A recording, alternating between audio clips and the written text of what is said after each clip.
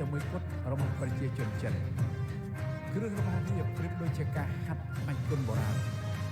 អ្នកហាត់ប្រើបច្ចេកទេសនិងកាយវិការនៃក្បាច់គុនហើយធ្វើត្រាប់តាមចលនាសតោយូរទៅរបាំតោក៏បានវិវត្តទៅជាទម្រង់សិល្បៈឯករាជ្យ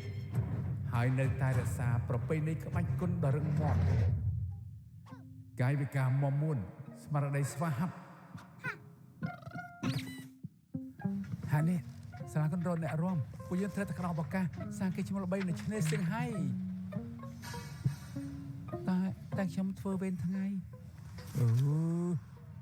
បើចឹងលោកវិញយកទៅត្រូវ